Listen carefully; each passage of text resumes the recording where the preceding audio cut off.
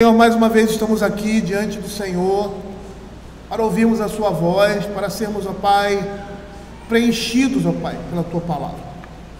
E por isso queremos pedir que o Senhor esteja trazendo ensinamentos, ó Senhor Deus, para nós, uma igreja, profundos, que essas coisas possam ficar guardadas no nosso coração e que por meio delas Cristo esteja sendo construído em nossas vidas.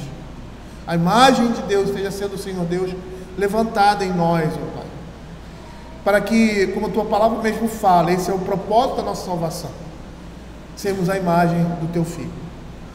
Fala, Senhor, ao coração da tua igreja, Senhor, nos traz ensinamentos preciosos, ó Pai, aqui da Escritura, é o que nós pedimos, ó Senhor, e que essas coisas possam sustentar a nossa vida, a nossa prática e a vida, Senhor Deus, da tua igreja. É o que nós pedimos, em nome de Jesus. Amém. Queridos, vamos abrir Marcos capítulo 6, seguindo a exposição que estamos fazendo, dos versos agora 7 a 13. Marcos capítulo 6, versos de 7 a 13. E como é uma narrativa, né, nós vamos fazer a leitura dessa narrativa, e aí nós vamos, passo por passo, trazer algumas informações importantes para entendermos aqui, né, o que está se passando aqui nesses versos, e ao final eu quero fazer uma aplicação, não que eu não faça essa aplicação no decorrer da exposição, mas no final faremos uma aplicação a respeito de algumas coisas que falamos aqui. Diz assim a palavra do Senhor: Chamou Jesus os 12 e passou a enviá-los de 2 a 2, dando-lhes autoridade sobre os espíritos imundos.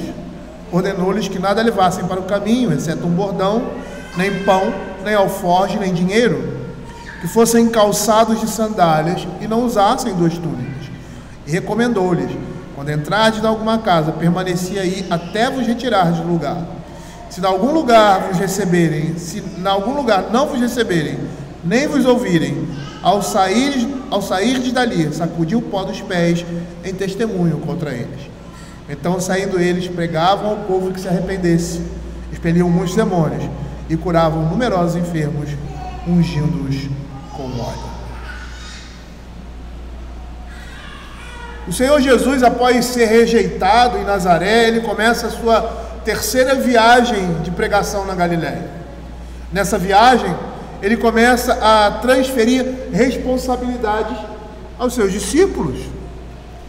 Nesses versos, nós vamos perceber Jesus continuando seu treinamento em uma missão teste com os discípulos, em que seus discípulos eles partem como representantes ou agentes de Jesus, comissionados por ele, revestidos de poder e instruídos para tal comissionamento.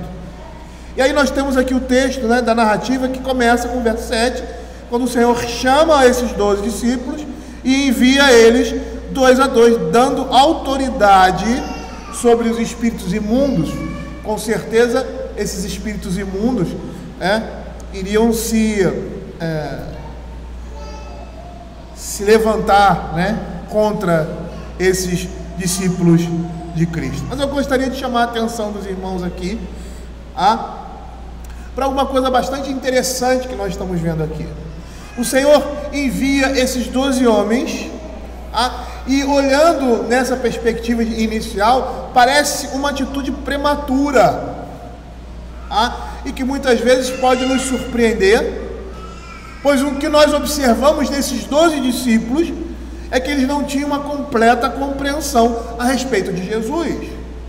E se nós formos lembrar alguns episódios até aqui, né, porque existem outros mais também, além desses, que lá em Marcos capítulo 1, verso 36 e 38, eles tentam impedir a missão do Senhor Jesus.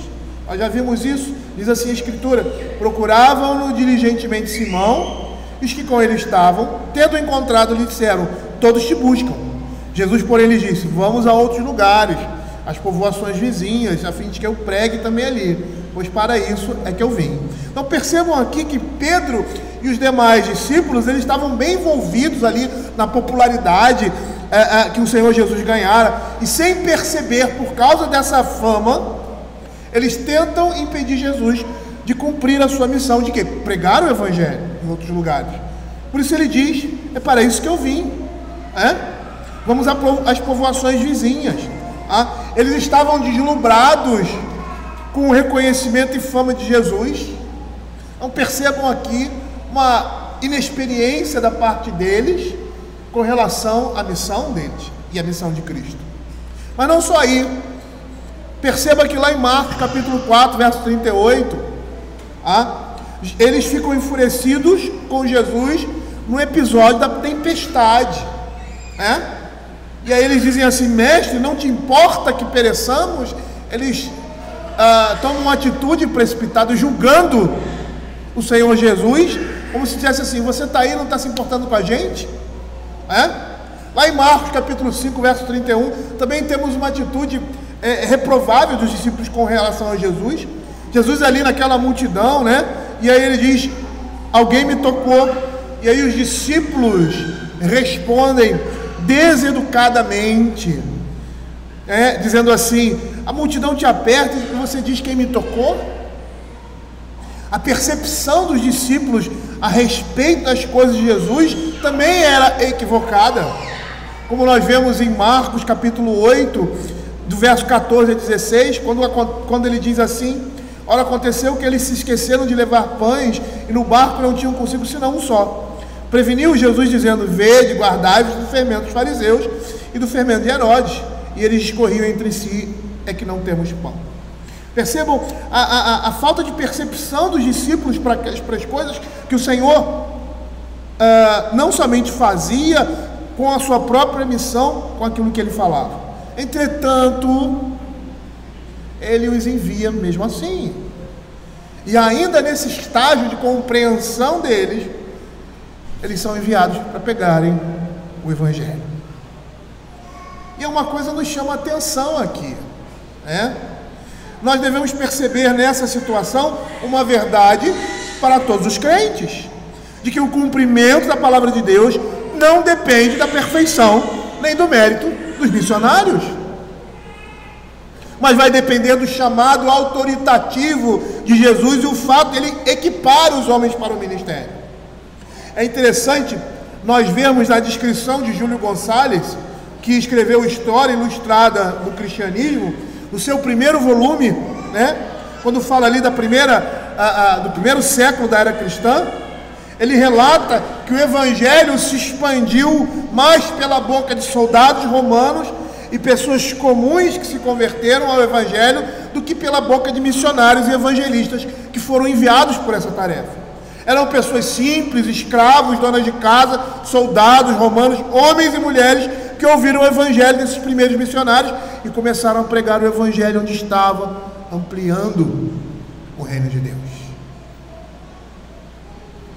James Edward, comentando sobre isso, ele diz o seguinte: os discípulos mal preparados tipificavam os cristãos de todas as eras e lugares, enviados pelo Senhor da colheita.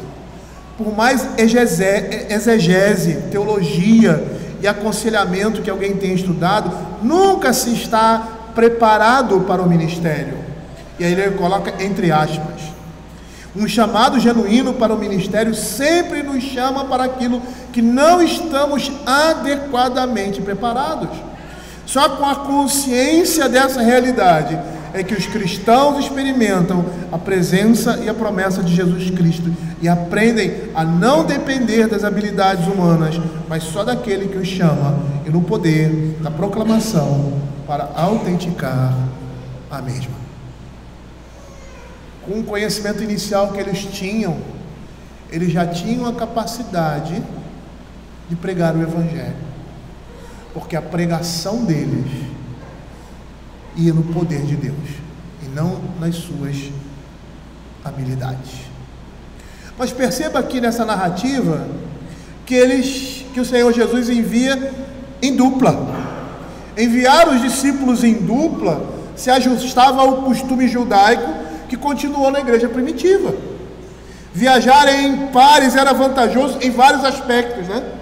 Fornecia companhia, aconselhamento entre eles, fortalecia a dupla com os dons, né, complementares uns dos outros. E é isso que Eclesiastes capítulo 9, verso 10 vai dizer, quando diz assim: melhor é serem dois do que um, porque tem melhor paga do seu trabalho, porque se caírem, um levanta o companheiro. Ai, porém, do que estiver só, pois caindo não haverá quem o levante. Muitas vezes esse texto é usado aqui para falar da relação entre marido e esposa, que também se encaixa nessa realidade. É uma ajuda mútua. Mas não só isso, eles são mandados de 2 a 2 nesse propósito, mas também porque isso proporcionava segurança aos ouvintes e credibilidade para eles.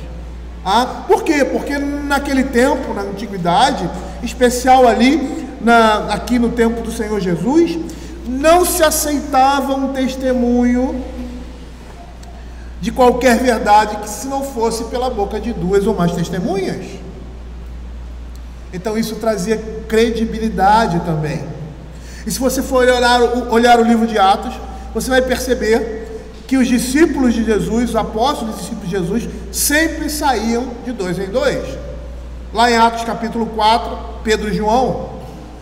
Lá em Atos capítulo 13, Paulo e Barnabé. O que seria a primeira viagem missionária de Paulo? Paulo e Silas, Barnabé e Marcos, quando eles se separam, em Atos capítulo 15, verso 39 e 40. Então era sempre uma estratégia ir de 2 em 2 com esse propósito. E nessa primeira viagem, o que é interessante, né? A primeira viagem evangelística dos discípulos, o Senhor Jesus permite que eles levem o mínimo de coisas para a viagem. Então o que nós temos aqui? Ordenou-lhes que nada levassem para um caminho, exceto um bordão, nem pão, nem alforje, nem dinheiro. O que era um bordão? Um bordão era um bordão de viajante, era uma vara que auxiliava na caminhada. Isso era necessário. Mas aqui ele disse que não deveria levar pão, ou seja, qualquer tipo de alimento para viagens longas. Um alforje, eles não deveriam levar isso também, ou seja, um tipo de mochila, uma mala para a estrada, para a viagem, que se enchia de suprimentos. E túnicas, ele deveria levar uma única túnica somente. A ideia aí de roupas em geral seria somente aquilo que era necessário, uma túnica somente. A ideia aqui seria não levar itens extras para essa viagem missionária. E aí Grant Osborne, comentando esse texto, ele diz assim: entenda que essas instruções foram dadas para que eles fossem na dependência de Deus para suprir as suas necessidades e deixar que aqueles aos quais Jesus os envia provisionassem para ele. Dessa forma, eles deveriam perceber que o ministério não deve visar ao lucro nem ao engrandecimento pessoal, mas antes glorificar e servir unicamente a Deus. Era esse o propósito dessas instruções, não somente para os discípulos, mas para nós também. James Edward diz que os 12 precisam viajar com poucos itens para que os cuidados do mundo não enfraqueçam a urgência da mensagem. E esse mesmo autor, ele diz, comentarista, que eles, como as tropas de Gideão, com seus números reduzidos antes da batalha de Midian, têm de seguir na dependência de Deus. Essas instruções severas aqui de Jesus garantem que os 12 não busquem o seu próprio interesse, mas o progresso do Evangelho. Porque se eles seguissem com um plano elaborado, um sistema de apoio e provisões, então eles não precisariam seguir pela fé. E a proclamação da palavra por meio deles não seria crível, ou seja, não se poderia crer. O que nós estamos vendo aqui nessa atitude ou nessa ordem do Senhor Jesus é perceber que esses homens, eles deveriam viver na dependência total de Cristo. Nesse momento em especial, essas instruções aqui são necessárias para que eles pudessem perceber isso e provar isso na vida deles. Nós vamos perceber num momento posterior que o Senhor Jesus vai enviá-los, mas vai dizer: agora vocês precisam levar roupa, agora vocês precisam levar mantimento, porque a situação mudou, porque seria um outro contexto. Mas nesse contexto aqui ele está querendo mostrar claramente que nós, como discípulos de Cristo, devemos depender em tudo dele e confiar na sua providente mão, porque é ele quem está nos enviando. E isso não serve somente para missionários ou pastores, mas todos nós somos colocados nesse mundo com um propósito, e nós devemos confiar na provisão e depender exclusivamente do Senhor, por mais recursos que tenhamos. Eu quero contar um relato aqui de um missionário, George Miller. Era um filantropo inglês do século XIX, que foi um evangelista eficaz, e além dele ter fundado vários orfanatos, ele é conhecido por seu exemplo de confiança em Deus. Embora jamais pedisse nada a ninguém, exceto a Deus, os orfanatos que ele administrava sempre tinham o que precisavam. Miller disse certa vez: a fé não opera na esfera do possível, a fé começa onde o poder humano termina. As histórias de provisão de Deus na sua vida e em seu ministério são extraordinárias. Várias vezes ele recebeu doações não solicitadas de comida apenas algumas horas antes do horário da refeição das crianças, o que fortaleceu ainda mais a sua fé em Deus. E conta ele uma ocasião amplamente documentada, por exemplo, que lá naquele local, ou seja, naquele orfanato, todos ali agradecem um café da manhã, enquanto as crianças estavam sentadas ao redor da mesa, embora não houvesse alimento algum na casa. Quando terminaram de orar, o padeiro do bairro apareceu com um pão fresco suficiente para todos, e o leiteiro veio com uma grande quantidade de leite, pois a sua carroça havia quebrado em frente ao orfanato. Isso é relatado por ele. Agora imagine você o impacto que essas experiências exerceram sobre a fé daquelas pessoas envolvidas. O que a Escritura vai nos mostrar aqui, com esse relato, é que nós devemos tomar a decisão de depender de Deus e não de nós mesmos. E quando nós dependemos de Deus, nós vamos ver coisas incríveis que Deus está fazendo nas nossas vidas. Às vezes nós estamos esperando um milagre, mas o Senhor Deus, ele está agindo de forma providencial na vida do seu povo e sustentando em cada detalhe, independente da profissão, independente da segurança que você tenha no seu trabalho, nas suas habilidades ou em qualquer outra coisa que deixe você tranquilo e confortável. Lembre-se do que nós lemos em Deuteronômio capítulo 8, quando depois do Senhor cuidar de cada detalhe e mostrar a sua providente mão no deserto, na coluna de fogo, na nuvem e nas outras coisas que aconteceram ali no deserto, entrarem na terra prometida e disserem: vocês vão entrar na terra prometida, lá as coisas serão abundantes, em se plantando tudo dá. Agora não esqueçam que isso vem da minha mão, apesar do trabalho de vocês, apesar da terra ser uma terra extremamente produtiva. Não se esqueçam que todas essas coisas vêm pura e simplesmente na dependência de Deus. Porque o que acontece é que quando nós chegamos numa situação como essa, onde nós temos recursos à nossa disposição, achamos que Deus não está agindo mais, ou de que Ele não precisa agir. Não entendemos que esses recursos vêm da mão do Senhor, essas habilidades, essas capacidades vêm da mão do Senhor, e nós precisamos olhar para essas coisas de uma forma providente, sabendo que estamos dependendo exclusivamente da mão dEle.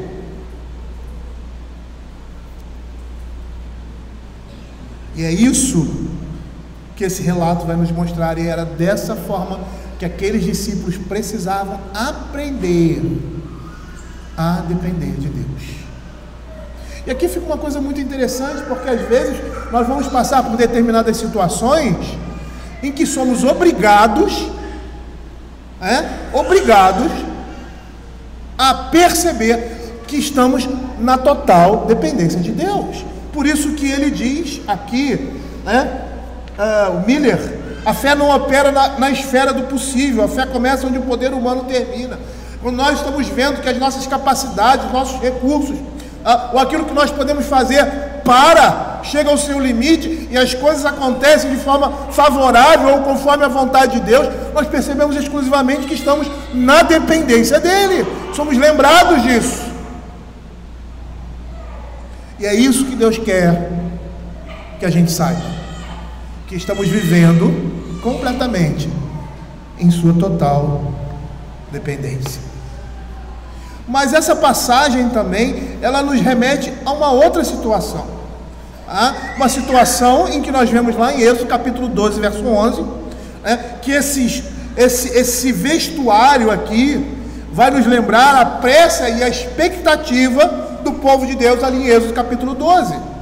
Lá no verso 11 do capítulo 12 ele diz assim: desta maneira comereis, lombos cingidos, sandálias nos pés, cajado na mão, comereis a pressa, é a Páscoa do Senhor.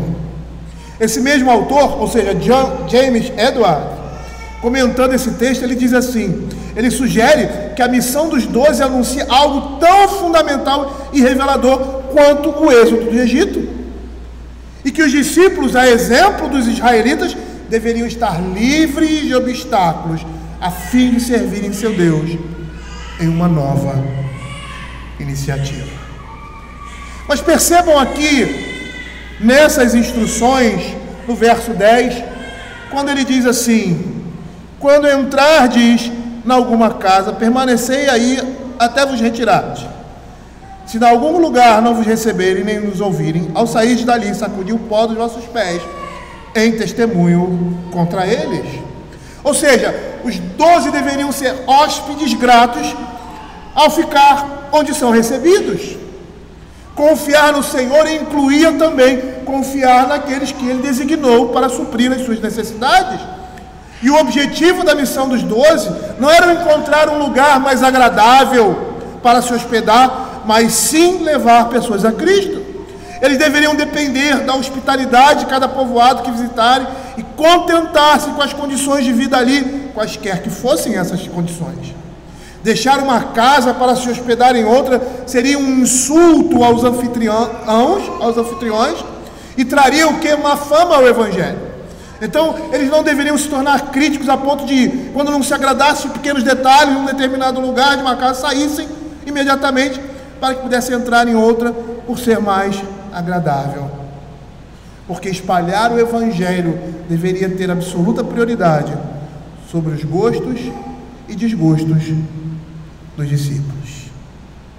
E aqui cabe chamar a atenção dos irmãos para duas coisas interessantes. Em primeiro lugar, a atitude de muitos pastores e crentes que estão procurando igrejas. Eu conheço muitos pastores que não estão dispostos a começar um trabalho num determinado lugar onde não se tem muita atenção, onde não se tem muitos recursos, e aí escolhem determinados lugares em detrimento de outros. E a gente fica pensando assim, né?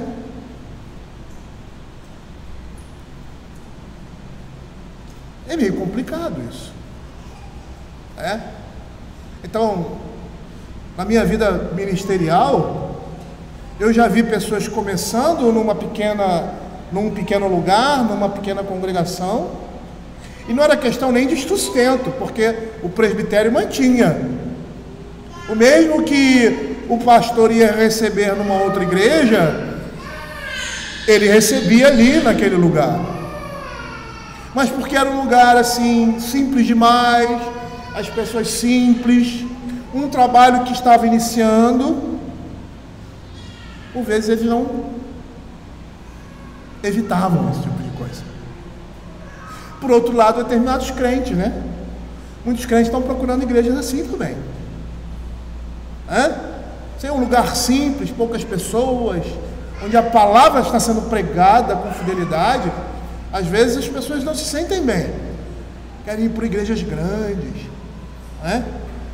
chamam mais a sua atenção e outras coisas mais. Aí a gente fica procurando, pensando, melhor dizendo, o que essas pessoas estão procurando? Quais são as suas prioridades para ter esse tipo de comportamento? O Senhor Jesus estava dizendo que os seus discípulos não podem agir dessa forma. De forma alguma nós podemos ter esse tipo de comportamento, porque o Evangelho, a pregação do Evangelho, o ensino da palavra de Deus é prioridade, deve ser prioridade na vida de um crente. Eu conheci já algumas pessoas que já falaram assim para mim. Eu pastoreava a igreja de Caraí juntamente com a nossa congregação. Pastor, aqui não tem trabalho para criança, eu não vou ficar aqui.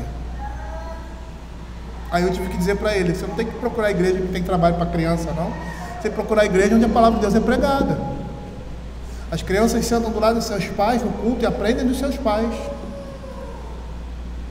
Se você tem uma igreja que tem uma escola dominical com criança, ótimo. Mas se você não tem, você tem que ver o que é principal. O que é principal?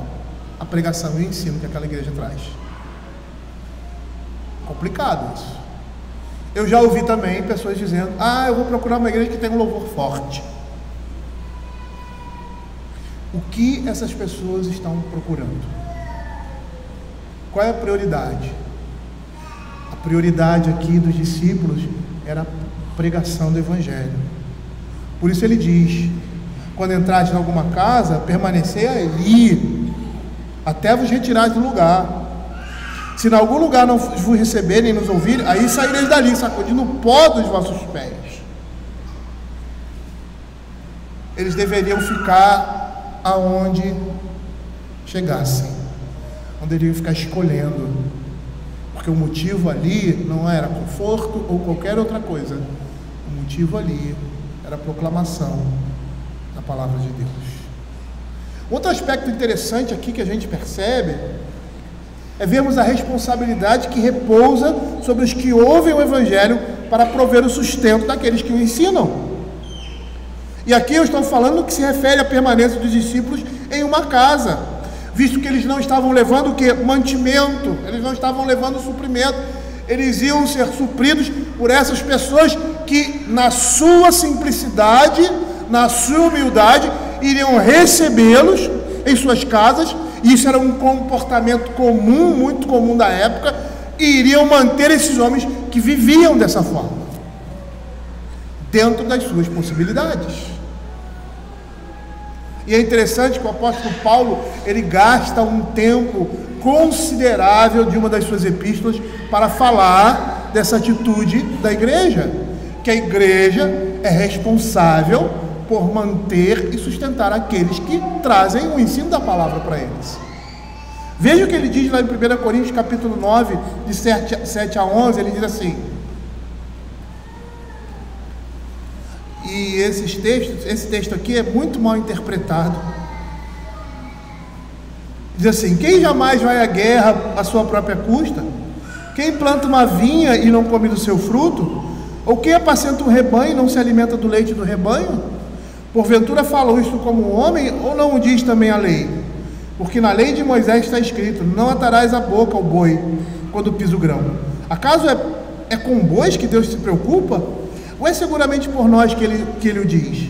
Certo que é por nós que está escrito: pois o que lavra cumpre em fazê-lo com esperança.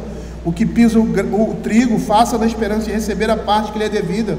Se nós vos semeamos as coisas espirituais, será muito recolhermos de vós bens materiais? E por que Paulo fala isso? Porque a igreja de Corinto era a única igreja que não ajudava no seu sustento, e ele estava servindo a igreja. Ele estava servindo a igreja, mas a igreja, por outro lado, esses outros ditos, né, apóstolos, que ele chama de ministros de Satanás, eram bem recebidos e eram bem remunerados. E aí o que Paulo vai dizer? Paulo vai dizer que digno é o trabalhador de seu salário, vendo que os mensageiros do evangelho deveriam ser remunerados por esse ofício, o que não estava acontecendo com Paulo e Barnabé. E aí, né, eles tinham a necessidade de quê? De trabalhar. Eles estavam fazendo tendas. Vejam que 1 Coríntios capítulo 9, 6 e 14 vai dizer: ou somente eu e Barnabé não temos o direito de deixar de trabalhar. Ou seja, eles se envolveram em uma atividade porque estavam servindo a igreja, porque necessitavam suprir necessidades que a igreja não estava suprindo. E aí ele diz assim: assim ordenou também o Senhor aos que pregam o evangelho, que vivam do evangelho. Isso aqui não é para o ministro, isso é para a igreja. A igreja tem essa responsabilidade de sustentar aqueles que pregam e ensinam a palavra de Deus e que vivem disso. Por outro lado, o ministro não deve visar o lucro com a pregação do evangelho de tal forma que fique compromissado com o que está recebendo e não como o senhor da igreja, e assim esteja corrompendo a mensagem do evangelho, como fez Balaão. E aí ele diz que se essas pessoas não se receberem como mensageiros de Deus, como aqueles que estão trazendo uma proclamação de paz, sacode a terra do pé contra eles. Isso aqui era um costume dos judeus. Depois de viajarem por territórios pagãos, sacudir o pó das suas sandálias e roupas antes de entrarem na Terra Santa. E por quê? Porque a preocupação deles era que os objetos sacerdotais limpos pudessem se tornar impuros por causa disso. O que Jesus está dizendo aqui com esse tipo de atitude é que qualquer lugar, quer seja uma casa, quer seja uma cidade ou vilarejo, que se recuse a aceitar o evangelho, deve ser considerado por nós impuro, como se fosse um solo pagão. Paulo e Barnabé fizeram isso quando uma perseguição foi organizada contra eles lá no distrito judeu de Antioquia da Psídia, lá em Atos. Abra aí 13, 50 e 51. Veja o que a Escritura vai dizer. Mas os judeus instigaram as mulheres piedosas de alta posição e os principais da cidade, e levantaram perseguição contra Paulo e Barnabé, expulsando-os do seu território. E estes, sacudindo contra aqueles o pó dos pés, partiram para Icônio. Sabe o que a palavra de Deus fala sobre esses lugares? Abra Mateus capítulo 10, que é um texto paralelo, nos versos 14 e 15. Veja o que a palavra de Deus vai falar sobre isso, sobre aqueles que rejeitam o evangelho, a proclamação do evangelho da paz. Ele diz assim: se alguém não vos receber nem ouvir as vossas palavras, ao sair daquela casa, daquela cidade, sacudir o pó dos vossos pés. Em verdade vos digo que menos rigor haverá para Sodoma e Gomorra no dia do juízo do que para aquela cidade. O que nós estamos vendo aqui nesse verso é uma ação simbólica, que vai representar uma declaração bíblica do desprazer de Deus sobre um lugar que se recusa a ouvir do evangelho da graça de Deus. O testemunho dado por eles com essa atitude é um testemunho contra esses homens. Por quê?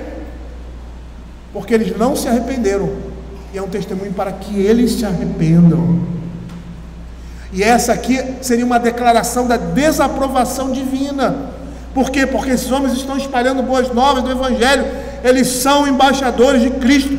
Sendo assim, as pessoas que rejeitam a proclamação de Cristo por meio dos seus embaixadores estão rejeitando o próprio Deus.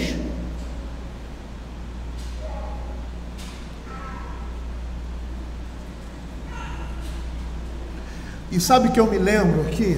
Me faz lembrar? Porque isso aqui está sendo dito num contexto em que a pregação do evangelho está sendo trazida em um meio descrente, né? Mas imagina, é misericórdia de Deus mesmo, né? Imagina quando essas coisas acontecem na igreja. Quando a igreja rejeita um ministro sério, que prega o evangelho, firme com a palavra de Deus, por outro que não tem o mesmo compromisso. E pasmem, meus irmãos, isso acontece e muito, e no nosso meio, tá? E no nosso meio. Eu não sei se é porque a igreja é cega, né? E aí seria uma desculpa a ignorância da igreja, ou porque o coração daquela igreja, ou porque aquela igreja está, como dizia um amigo meu, para lá de Bagdá, 40 dias de bicicleta, ou seja, mal, muito mal, muito mal. Matthew Henry faz um comentário interessante a respeito disso. Ele diz assim: ele, Jesus, profere uma maldição muito severa sobre aqueles que rejeitam o evangelho pregado por eles. Quando alguns vos não receberem, nem vos ouvirem, saindo dali, sacudir o pó que estiver debaixo dos nossos pés, em testemunho contra eles, que eles saibam que tiveram uma boa oferta de vida e felicidade, que este pó o testemunhe, mas como a rejeitaram, não podem esperar receber outra, que recebam o próprio pó, pois tal será a maldição sobre eles. Esse pó, como o pó do Egito, se transformará em uma praga para eles, e a sua condenação no grande dia será mais intolerável do que a de Sodoma, pois os anjos foram enviados a Sodoma e ali foram maltratados. Ainda assim, isso não trouxe uma culpa e uma destruição tão grande quanto a que virá pelo desprezo e os maus tratos aos apóstolos de Jesus, que trazem consigo a oferta do Evangelho da graça. E aí, a exemplo da Escritura, eu me pergunto: o que você acha que vai acontecer com uma igreja que, por mais que esteja obscurecida, rejeite um pregador de verdade para pegar um outro que não tenha o mesmo compromisso com a palavra de Deus? Eu conheço vários exemplos, e de exemplos de amigos próximos. Até eu mesmo já vivi essa realidade de ser chamado para conduzir uma igreja, e no decorrer dessa condução, não é isso que a gente quer, não. Pastor, tchau, vamos ficar aqui um tempo. Não é isso que a gente quer, não. Eles estão rejeitando a Deus quando estão trocando homens compromissados com a palavra de Deus com outros que estão compromissados com outras coisas que não a palavra do Senhor, com a igreja, com si mesmo, e não com a palavra do Senhor. A gente vê o que aconteceu com Israel, né? Por ter rejeitado os profetas, por ter rejeitado a Cristo. Às vezes nós fazemos determinadas coisas e não temos noção do que a gente faz. Eu fico vendo esses nossos líderes do nosso país, principalmente porque a gente está em completa desgraça, né? É o juízo de Deus. Esses homens não têm a mínima noção do que eles estão fazendo diante de Deus e de como Deus vai cobrar deles, porque eles foram colocados de forma lícita ou não para assumir uma posição, e essa posição é uma posição de serviço, uma posição de justiça. O que nós estamos vendo no nosso país é o completo desmembramento de tudo que é bom, reto e justo numa sociedade. E por meio daqueles que deveriam executar justiça, retidão e equidade. E eu não estou falando de coisas que estão relacionadas diretamente à santidade da palavra de Deus. mas aquilo que Deus estabeleceu para todo homem, que é moral, que é justo e que é bom.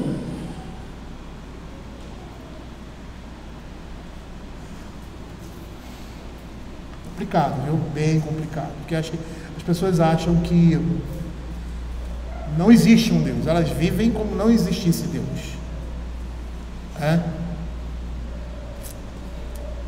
Mas um dia eles vão se deparar com um grande juiz, o Senhor em todas as coisas. E ai daqueles que não se arrependerem dos seus pecados e que andaram dessa forma, nas suas atribuições. Ai daqueles. É o que diz a Escritura. Mas vejam aqui no finalzinho desse trecho, os versos 12 e 13. Então, saindo eles, pregavam ao povo que se arrependesse, expeliam muitos demônios e curavam numerosos enfermos, ungindo-os com óleo. O que nós temos aqui é o resumo da missão dos discípulos de Jesus, que foram enviados por eles: proclamação do Evangelho, expulsão de demônios e cura. E nós sabemos que tudo girava em torno da proclamação do Evangelho. Lá em Marcos capítulo 1, verso 38, o próprio texto aqui vai dizer isso também, quando o Senhor Jesus diz aos seus discípulos: vamos a outros lugares, às povoações vizinhas, a fim de que eu pregue também ali, pois para isso que eu vim, para isso que os discípulos estavam ali, para pregar o Evangelho. E o conteúdo dessa mensagem era o arrependimento para a remissão de pecados. Esse era o foco principal da mensagem deles. As curas e as expulsões acompanhavam a mensagem do Evangelho para confirmar a confiabilidade de sua mensagem e o caráter genuíno do seu chamado. Da mesma forma que diziam para o Senhor Jesus assim: olha, um homem que faz isso só pode ser homem vindo da parte de Deus. Como é que nós ouvimos e vemos ele fazendo tais coisas? Isso não vem de homens, isso vem do poder de Deus. Então o que ele está falando deve ser verdade. Lá em Hebreus capítulo 2, verso 3 e 4, nós vemos a explicação para essas coisas. O foco, o objetivo principal aqui, nesse momento em que a palavra de Deus estava sendo trazida, estabelecida, era a pregação do Evangelho, acompanhada dessas coisas. Quando a palavra de Deus se estabelece, o foco continua sendo a pregação, mas não há necessidade mais dessas coisas acompanharem. Veja o que está escrito aqui: como escaparemos nós, Hebreus 2, 3 e 4, se negligenciarmos tão grande salvação, a qual, tendo sido anunciada inicialmente pelo Senhor, foi-lhes depois confirmada pelos que a ouviram, dando testemunho juntamente com eles por sinais, prodígios e vários milagres, e por distribuições do Espírito Santo, segundo a sua vontade. Veja aqui que o principal é a pregação do Evangelho. É interessante quando nós olhamos aqui para o texto e ele fala assim: pregavam para que o povo se arrependesse. A palavra aqui no original é metanoia, ou seja, é mudar de mente. E é isso que o Evangelho faz. Ele desobscurece a mente do homem que está cativo em seu estado de pecado e rebelião contra Deus. E isso só pode ser feito quando a palavra de Deus é pregada. A pregação do Evangelho faz com que o homem comece a ver a luz do Evangelho na graça de Deus. Por quê? Porque os seus olhos e seu entendimento está obstruído por causa do pecado. E Paulo vai dizer isso em 2 Coríntios capítulo 4, verso 4, nos quais o Deus desse século cegou o entendimento dos incrédulos, para que não lhes resplandeça a luz do Evangelho da glória de Deus, a qual é a imagem de Deus. A única forma dessas coisas serem mudadas é por meio do portão dos ouvidos. É a pregação da palavra. Portão dos ouvidos aí é uma analogia que John Bunyan faz no seu livro Guerra Santa. Porque era por ali, pelos ouvidos, que a mensagem do Evangelho de salvação era trazida. Eu gostaria, queridos, de concluir essa narrativa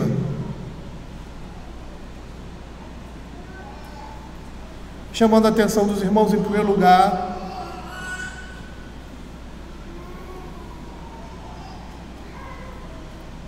para a realidade que nós estamos vendo aqui. E que realidade é essa?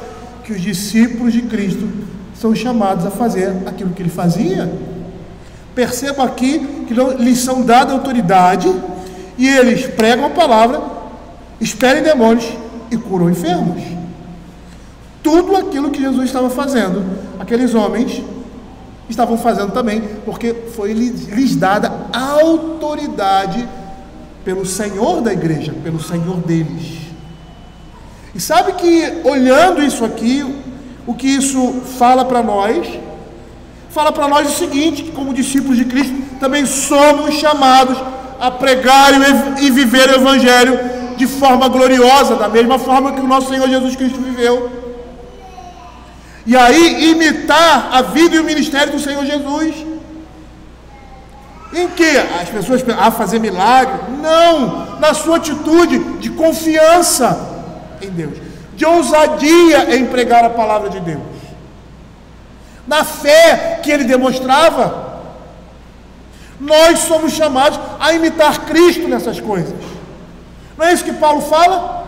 Sede meus imitadores, como eu sou de Cristo. Se nós somos discípulos do Senhor Jesus, nós devemos andar como ele andou. E é isso que a palavra cristão significa. A palavra cristão significa pequenos cristos. Significa que as pessoas que se tornavam cristãos, o mundo olhava para elas e via nelas a imagem do seu mestre, a imagem de Cristo.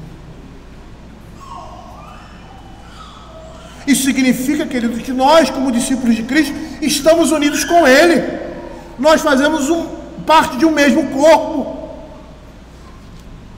conformando a nossa vida ao exemplo dele. E é isso que o apóstolo Paulo vai dizer lá no capítulo 4, versos de 11 a 3, quando ele fala daqueles que são responsáveis por trazer a palavra de Deus e qual é o objetivo disso.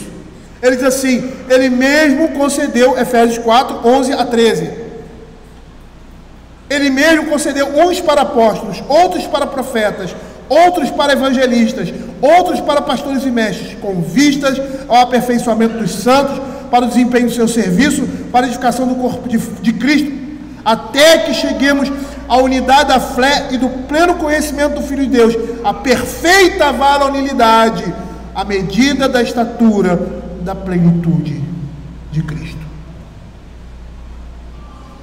O Senhor quer que nós nos tornemos semelhantes a Ele. E é isso que Ele está fazendo nas nossas vidas.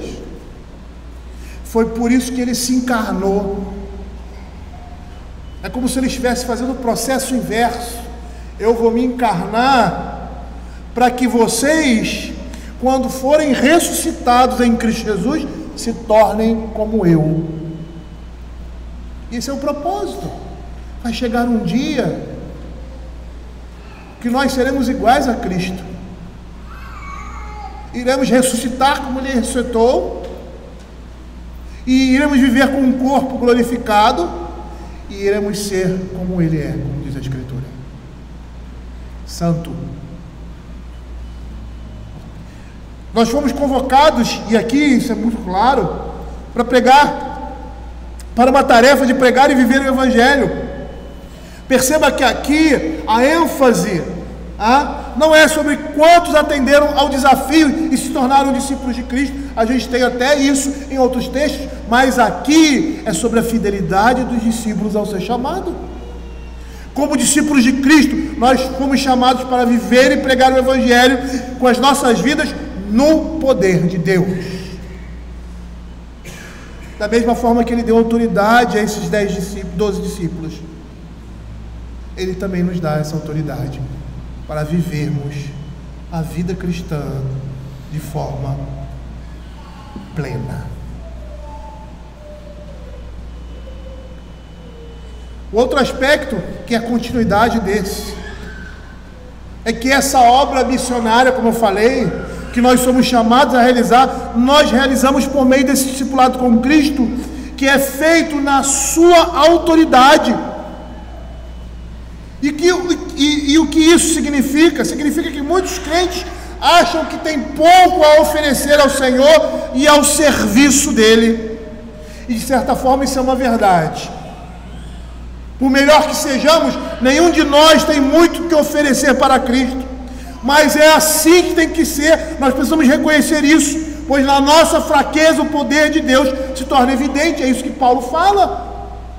Paulo era um homem exemplar em conhecimento, em atitude, na sua comunidade ali judaica, ele se despontava de todos os outros. Era um homem inteligente, era um homem que conhecia tanto profundamente o judaísmo quanto conhecia o mundo helenístico. Era um homem culto, cheio de capacidades e habilidades humanas, com um currículo exemplar. Mas ele precisava perceber: nada disso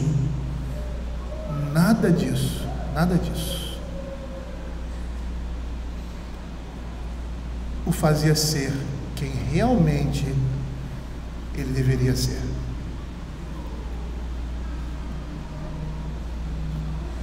Por isso que ele passa por determinadas situações difíceis, para perceber quem realmente ele era, ou melhor, quem é o Deus a quem ele serve.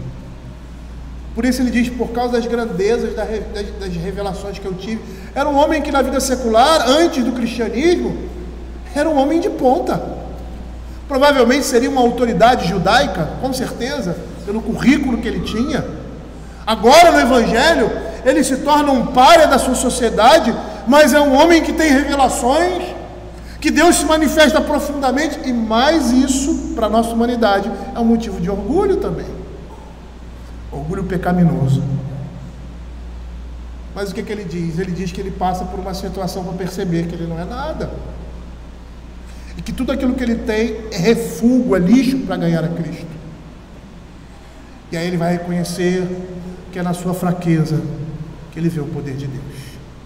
Ele diz assim em 2 Coríntios capítulo 12, verso 9 e 10: então ele disse: a minha graça te basta, porque o poder se aperfeiçoa na fraqueza. De boa vontade, pois, mais me gloriarei nas fraquezas, para que sobre mim repouse o poder de Cristo. Pelo que sinto prazer nas fraquezas, nas injúrias, nas necessidades, nas perseguições, nas angústias, por amor de Cristo, porque quando sou fraco, então é que sou forte. É dessa forma que o poder de Deus repousa sobre nós, quando nós reconhecemos essa realidade em nossas vidas.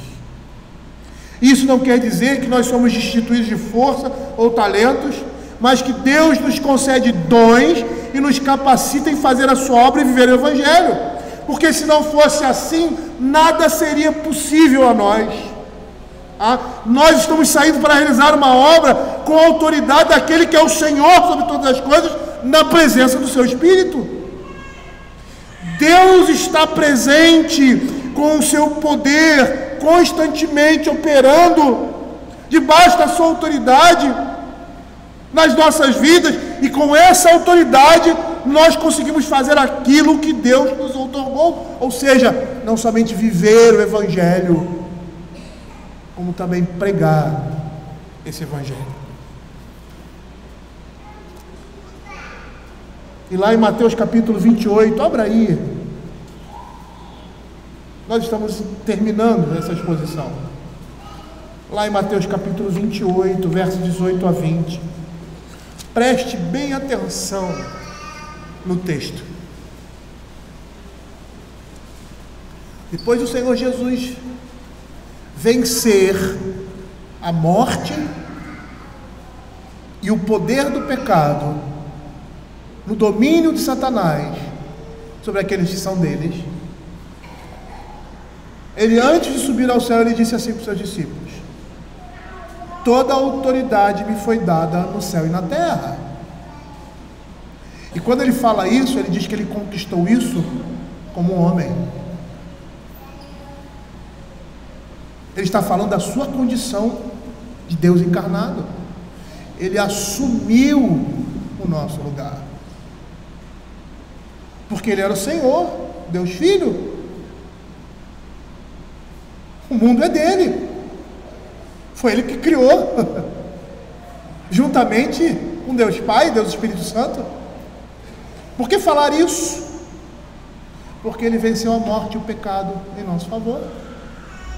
E ele diz: toda autoridade me foi dada no céu e na terra.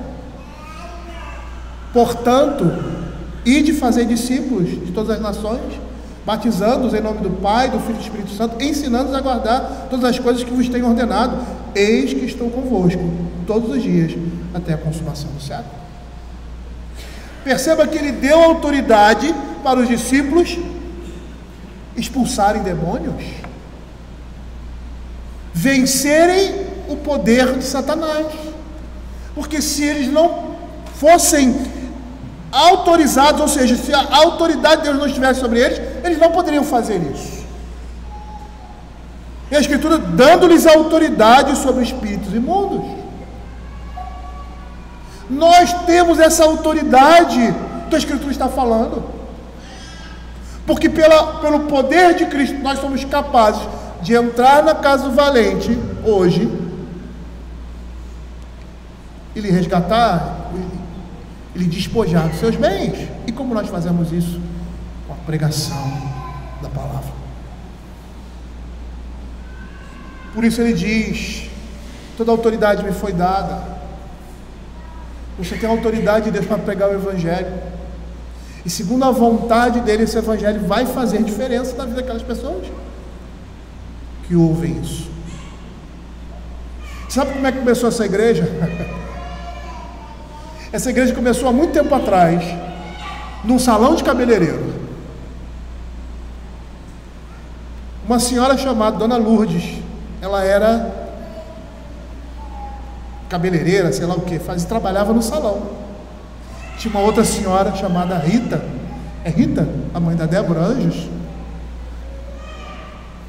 Vera. Eu confundo Rita com Vera. Vera. O nome dela era Vera. E a Dona Lourdes, ela era de Umbanda, espírita, acreditava e vivia essas coisas. E a Vera era cliente dela. E todas as vezes que a Vera ia lá, ela falava do Evangelho para a Dona Lourdes.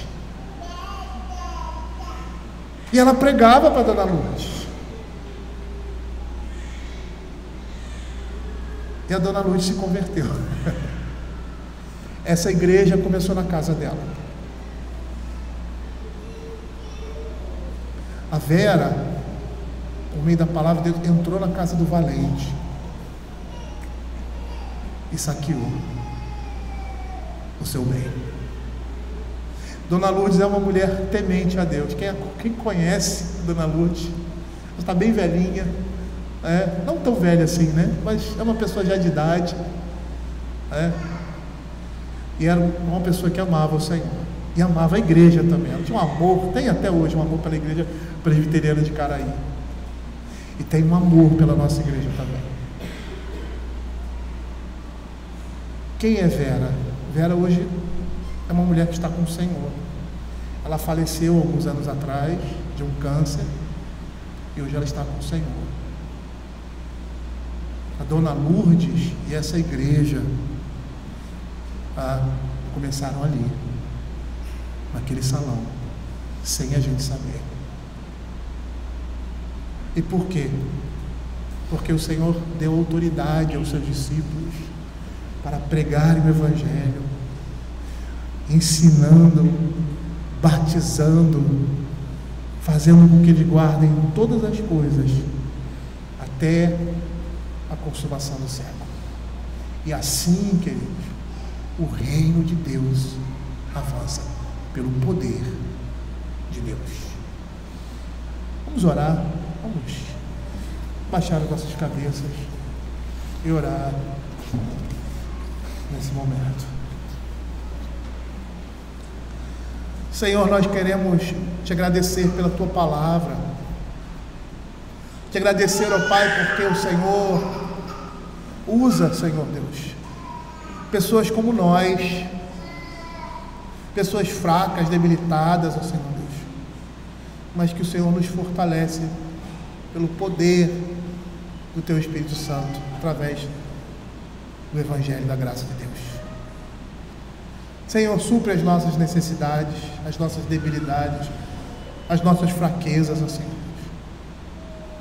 Não permita que sejamos tímidos, ó Senhor Deus, diante das oportunidades, ó Pai, que nos apresentam para pregarmos o Evangelho, porque sabemos que essa autoridade que o Senhor deu aos seus discípulos, nós a temos pelo poder do Evangelho, porque quando pregarmos, falarmos da Tua palavra, essa palavra não voltará vazia, Pai, como diz a Tua palavra. Dá-nos, ó Senhor, temor, coragem, para começarmos dentro da nossa própria casa, com os nossos filhos, para que possamos, ó Pai, utilizar dessa autoridade que nos foi dada por meio da palavra de Deus, em que a nossa pregação terá, o nosso testemunho terá o devido retorno na vida daquelas pessoas que estão ouvindo a sua palavra. E que o Senhor esteja abençoando, Senhor, a sua igreja, de tal forma que possamos, ó Senhor Deus, como os discípulos do Senhor Jesus ali, aqueles 12 homens, sermos também pescadores de homens. É o que nós pedimos, em nome de Jesus. Amém.